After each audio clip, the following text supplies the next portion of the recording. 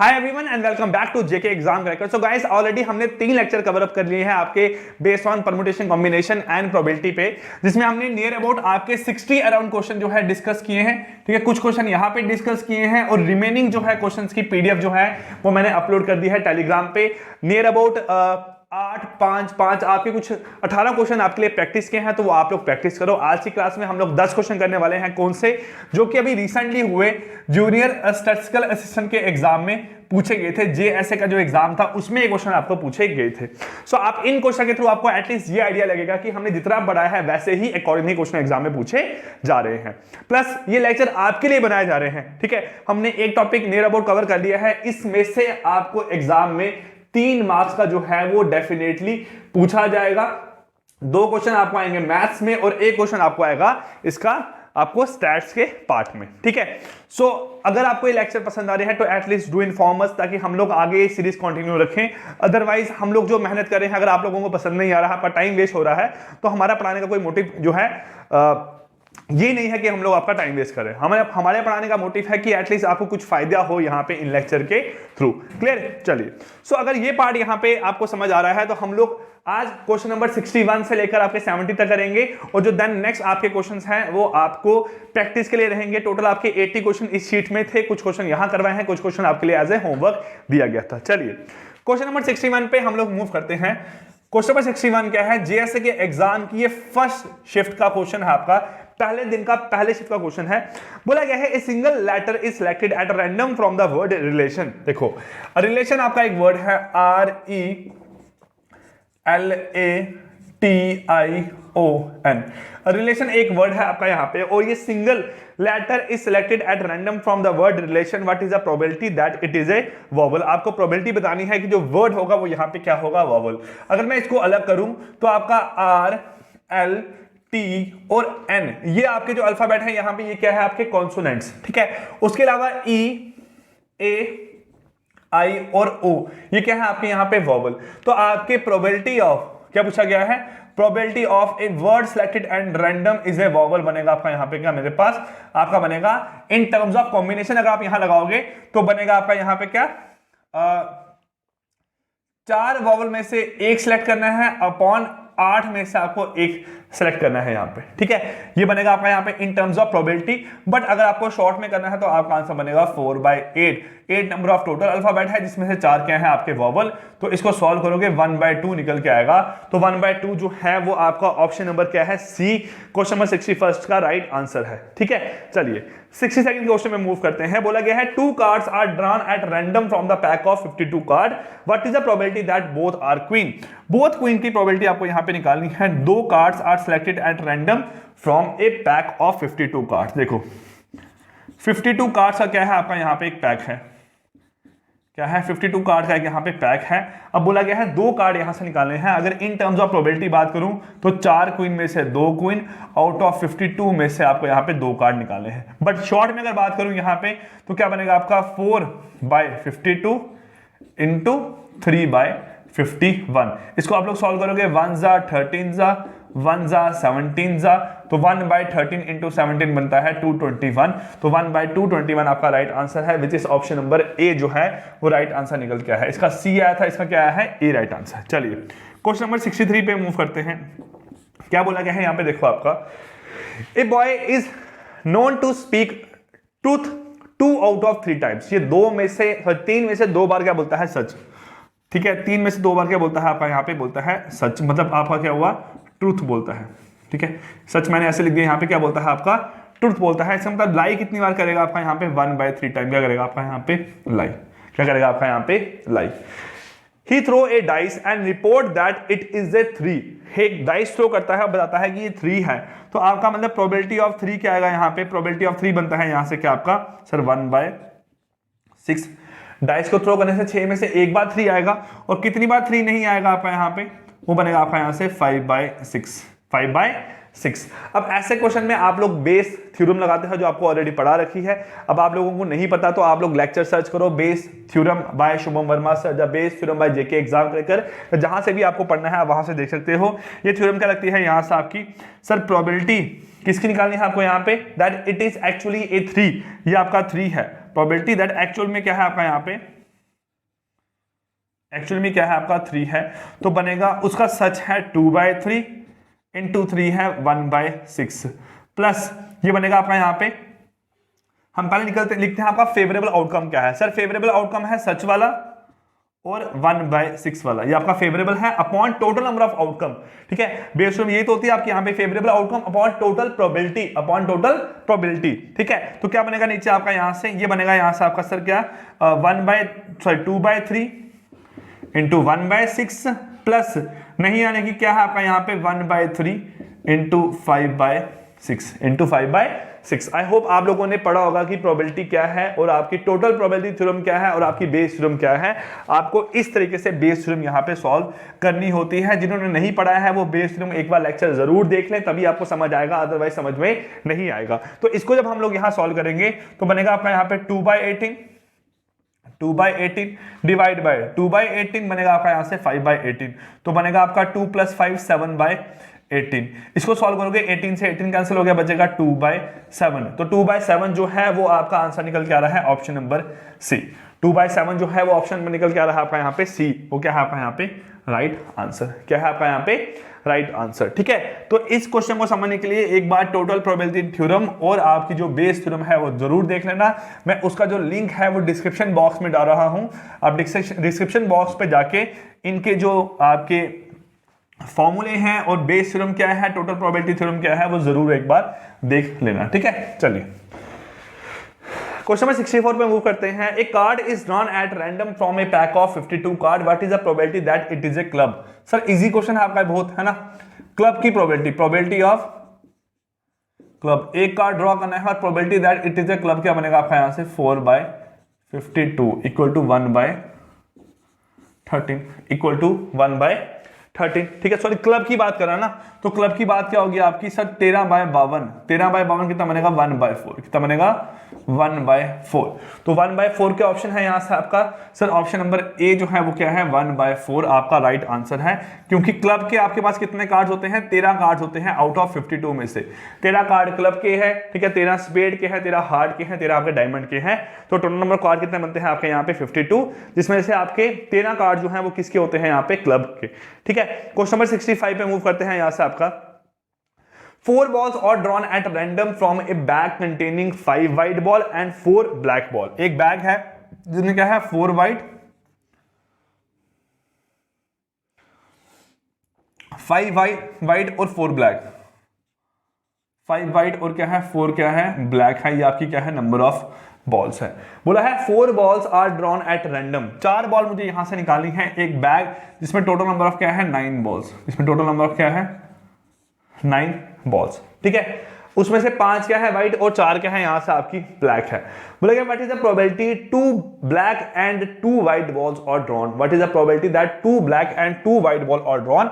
अगर इनको in terms of आप करो 2 ब्लैक एंड 2 व्हाइट बॉल, ये निकालनी है आपको।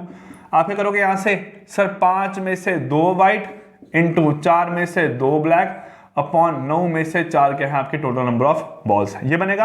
आपका इसको सॉल्व करोगे आपका आंसर निकल जाएगा। बट अगर शॉर्ट में करना है आपने तो कैसे करोगे सर, शॉर्ट में आप ऐसे करोगे टोटल 9 बॉल है, 9 में से 5 व्हाइट, 1 निकाल दी, 8 में से 4 व्हाइट, 2 निकाल दी, फिर 7 बची बॉलें, 7 में से 4 ब्लैक और 6 में से 3 ब्लैक, ये बनेगी आपकी यहाँ पे इनटू यहाँ पे करना पड़ेगा 4 फैक्टोरियल। क्यों? क्योंकि 4 बॉलें निकालनी है, कब ब्लैक निकालोगे कब व्हाइट निकालोगे हमें नहीं पता, तो इनटू 4 फैक्टोरियल, क्योंकि 4 नंबर ऑफ बॉल निकालनी है। हो सकता है पहले 2 ब्लैक निकालूं फिर 2 व्हाइट निकालूं, 1 black 1 white 1 black 1 white, 1 white 1 black 1 white 1 black 1 white black black फिर व्हाइट, जहां आपका ब्लैक व्हाइट व्हाइट फिर क्या होगा आपका ब्लैक। वैसे ही आपके 4 फैक्टोरियल वेज बनते हैं यहाँ पे, क्योंकि 4 आपकी बॉल्स हैं अपॉन 2 ब्लैक क्या है सेम है कलर की और 2 बॉल क्या है आपकी सेम कलर की है अपॉन 2 फैक्टोरियल इंटू 2 फैक्टोरियल, ये बनेगा। इसको अगर हम लोग यहाँ सॉल्व करेंगे तो आपका आंसर निकल जाएगा। सर 4 फैक्टोरियल कितना बनता है, 4 फैक्टोरियल बनता है आपका 24। ठीक है, करो यहां से सॉल्व। अब सॉल्व करेंगे यहाँ पे सर 6 1 जा 6 4 जा 4 1 जा 4 1 जा कट गया यहाँ से आपका सर, ये बनेगा 1 जा, ये बनेगा आपका 2 जा। ठीक है, बनेगा आपका 2 जा, ये बनेगा आपका यहाँ पे 1 सा, ये बनेगा आपका यहाँ पे 3 जा। कितना बन गया 5 4 जा बन गया आपका 20 अपॉन 7 2 जा 14 14 3 जा 7 to the 14 ऑप्शन है कोई आपका यहां से? ऑप्शन 5/21, 10/21, 10/19 और 5/7। ठीक है, 5 into 4/3 into 2 into 7, 3 into 2 into 7, 2 cut जाएगा यहां से आपका, है ना, 2 कटेगा यहां से, बच जाएगा 2, 5 2 से कितना बनेगा 10, 10/21। तो 10/21 कोई ऑप्शन है? ऑप्शन बी, ऑप्शन बी क्या है 10/21, ये क्या निकलेगा आपका राइट आंसर। ठीक है, तो दोनों तरीके बता दिए मैंने। जिस क्वेश्चन के 2 तरीके बनते हैं मैं आपको दोनों तरीके बता देता हूं, जिसका एक ही तरीका है वो एक ही तरीके से सॉल्व करो, बेटर है आपका। ठीक है, तो आपको एग्जाम में दिमाग चलना चाहिए, आप तरीका लगाओगे, अगर ऑप्शन जो है वो आंसर निकल के आ रहा है, कोई आंसर जो आपने निकाला अगर वो किसी ऑप्शन में गिवन है आपको, तो ऑब्वियसली आपने क्वेश्चन क्या किया है, सही तरीके से सॉल्व किया हुआ है। ठीक, चलिए क्वेश्चन नंबर 66 सॉल्व करते हैं। बोला है कि 5, यहां पे 5 क्या है आपके कॉइन, 2 की power 5 which is equal to क्या है 32 आउटकम्स। क्या है 32 आउटकम्स। बोला है कि a bag contain sorry then what is the probability of getting at least 1 head, कम से कम एक हेड आना चाहिए। तो क्या बनते हैं sir, probability of 0 head, probability of 1 head, probability of 2 head, probability of 3 head, 5 coin है, प्रोबेबिलिटी ऑफ 4 हेड और प्रोबेबिलिटी ऑफ 5 हेड। टोटल जो है वो बनती है प्रोबेबिलिटी किसके बराबर, 1 के बराबर। तो आपको बोला हुआ है एटलीस्ट 1 हेड, क्या बोला हुआ है एटलीस्ट 1 हेड, मतलब कम से कम एक हेड होना चाहिए। एक हेड भी हो सकता है, 2 हेड भी हो सकते हैं, 3 भी हो सकते हैं, 4 भी हो सकते हैं, 5 भी हो सकते हैं, बट कम से कम एक हेड तो होना ही चाहिए। तो कौन से केसेस बनेंगे, ये वाले सारे केसेस बनेंगे। क्या बनेंगे, ये वाले सारे केसेस बनेंगे। तो ये केसेस आपको निकालने हैं, बट इस केस के लिए ये वाला केस अगर आप यहां लेके जाओगे तो करना पड़ेगा minus. Probability of 0 head, sir 0 head एक ही केस में आएगा, कब, जब पांचों क्या होंगे आपके टेल होंगे। जब पांचों टेल होंगे तब क्या होगा, 0 हेड आपका निकल के आएगा। तो 32 में से एक केस, मतलब ये वाला जो केस है ये बनता है 1 माइनस हो जाएगा वहां जाके आपका, ये एक ही केस बनता है आउट ऑफ 32, 1 माइनस 32, तो आंसर आएगा 31/32 आपका राइट आंसर निकल के आएगा। ऑप्शन नंबर क्या है आपका यहां से, ऑप्शन नंबर ए जो है इस क्वेश्चन का क्या है राइट आंसर, क्वेश्चन नंबर 66 का।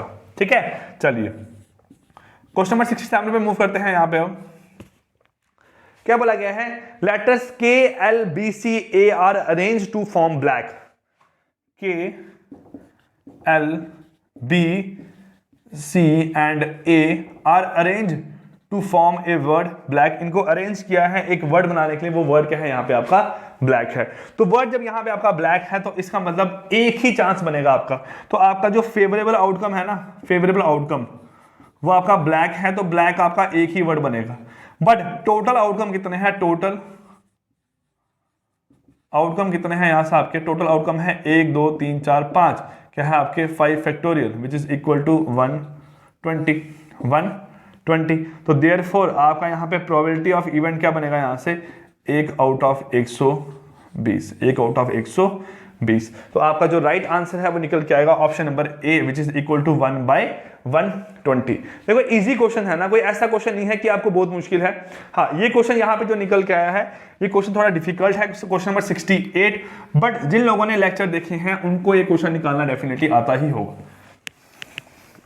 देखो क्वेश्चन नंबर 68 क्या है, बोला है कि आपको एक्स वाई और जेड तीन आपके क्या है यहाँ पे तीन लोग हैं, ठीक है। X can hit A target 3 time out of 4। X कोई पर्सन है जो टारगेट हिट करता है 3 टाइम्स आउट ऑफ 4। तो नॉट हिट कितनी बार करेगा सर, नॉट हिट करेगा आपका यहाँ पे 1/4 करेगा, 1/4 है ना। फिर बोला गया है Y 2 times in 3 shot, 2 out of 3 time, तो 1/3 करेगा जब आपका नहीं हिट करेगा। Z 5 टाइम्स इन 6 शॉट, तो 1/6 शॉट नहीं करेगा आपका यहाँ पे हिट। अब बोला गया है what is the probability that none of them will hit the target, मतलब कोई भी टारगेट को हिट नहीं करेगा।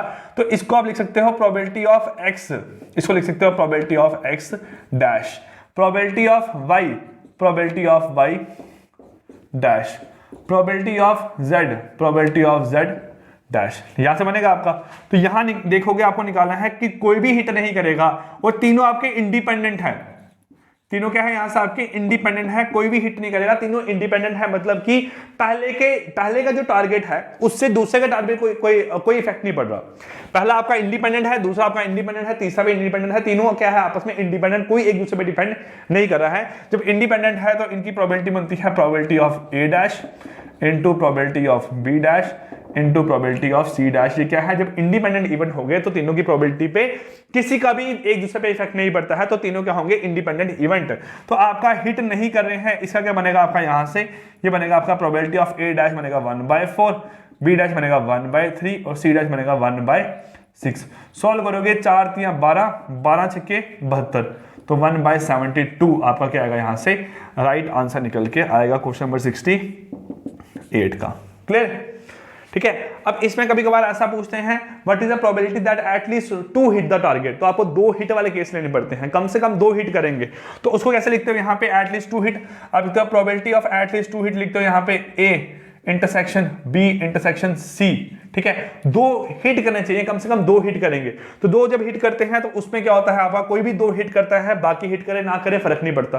ठीक है, तो आपको कम से कम 2 हिट करवाने हैं, उसको आप लिखते हो यहाँ पे इक्वल टू क्या बनता है आपका probability of A intersection B intersection C dash, ये 2 हिट किए, ये हिट नहीं किया, plus probability of A intersection B C, ये 2 हिट किए, ये हिट नहीं किया, प्लस प्रोबेबिलिटी ऑफ ये 2 हिट किए, ये हिट नहीं किया, एटलीस्ट 2 बोला मैंने, क्या बोला आपका एटलीस्ट 2, इसकी जगह आप लिख दो यहाँ पे probability of at least 2 hit, at least कम से कम 2 क्या करेंगे, हिट करेंगे, तो कम से कम 2 हिट करेंगे, 2 या 2 से ज्यादा हिट कर सकते हैं, इसमें 2 हिट किए, इसमें 2 हिट किए, इसमें 2 हिट किए, तो प्लस क्या होगा यहां से आपका जब तीनों हिट करेंगे A intersection B intersection C, ये बनेगा आपका यहां से। ठीक है, तो आपका जो राइट आंसर है वो निकल के आएगा यहां से, जिस तरीके से आप इसको सॉल्व करोगे। बट यहां पे तीनों हिट नहीं करे हैं तभी आपने ये लिया, अगर तीनों हिट करते तो आप सिर्फ ये कौन सा केस लेते, ये वाला। ठीक है, तो इन क्वेश्चन को थोड़ा ध्यान से करना, डिफिकल्ट है बट इजी है, आपको बता दिया है। अगर ऐसा क्वेश्चन कहीं पे देखोगे, यही क्वेश्चन सेम अगर आप नेट पे कॉपी मारोगे ना, तो इस क्वेश्चन के 3-4 टाइप्स और मिलेंगे आपको, तो आप इजीली उसको भी सॉल्व कर सकते हो by using this technique. But ध्यान रखना मैंने कैसे बताया है, उसका सोल्यूशन देखोगे तो सोल्यूशन देख के पता लगेगा कि शुभम सर ने जो बातें बताई थी वो सच थी, तो आपका इजीली यहां पे सॉल्व आउट हो जाएगा। ठीक है, चलिए next question number 69। Gopal want to visit 5 cities P Q R S T on a trip, what is the probability that he visit P just before T? वो जो P है वो just before T विजिट करेगा, पहले उसने visit कितना करना है, 5 cities करनी है, 5 cities विजिट करनी है। P को विजिट करेगा जस्ट बिफोर T, मतलब P और T हमेशा वो एक साथ ही विजिट करेगा, बट P पहले होगा फिर T होगा। 5 सिटीज है, सपोज इन 2 को विजिट किया फिर बाकी 3 को विजिट किया, सपोज पहले 1 को विजिट किया फिर इन 2 को विजिट किया फिर बाकी 2 को विजिट किया, सपोज 2 को विजिट किया फिर PT को विजिट किया फिर बाकी को विजिट किया, सपोज यहाँ पे 3 प्लेसेस विजिट की फिर P और T को विजिट किया, तो यही तो 5 केस बन सकते हैं आपका, क्योंकि आपको P जो है वो T के पहले ही लेके आना है और साथ में होना चाहिए, जस्ट बिफोर T बोला हुआ है, तो आपका ऐसा ही केस बनेगा हमेशा। तो इस केस में बाकी जो है सिटीज उनका बनेगा 3 फैक्टोरियल, 1 2 3 3 फैक्टोरियल, 1 2 3 3 फैक्टोरियल, 1 2 3 3 फैक्टोरियल, तो कितना बनेगा आपका यहाँ पे sir 3 factorial into number of cases हैं 4, 3 फैक्टोरियल कितना बनता है आपका 6 इंटू 4 कितना बन जाएगा आपका यहाँ पे 24, तो 24 वेज है कि वो आपका सिटी को यहाँ पे मेरे पास से करेगा आपका पहुंचेगा, बट आपके टोटल नंबर ऑफ वेज क्या है 5 फैक्टोरियल, क्या है 5 फैक्टोरियल, क्योंकि 5 सिटीज है वो बनेगा 120, तो probability that P just before T कितना बनेगा आपका यहाँ पे 24/120 विच इज इक्वल टू 1/5, कितना बनेगा 1/5। आप लोग सिर्फ एक ही केस के साथ सॉल्व करके आए थे, बच्चे एग्जाम देके आए बता रहे कि सर इसका आंसर है 6/120, है ना, बच्चों ने 1/20 शायद ऑप्शन है यहाँ पे कोई, ठीक है, कुछ उन्होंने टिक लगाया था यहाँ पे एक ऑप्शन आपका, ठीक, शायद 4/20 टिक लगाया था, 2/20 कुछ टिक लगाया था यहाँ पे उन्होंने, 2/5 टिक लगाया था, बट आपको क्वेश्चन इस तरीके से सॉल्व करना है। आई होप आपको ये चीज यहाँ पे समझ में आ गई होगी। ठीक है, क्वेश्चन नंबर 70 मूव करते हैं।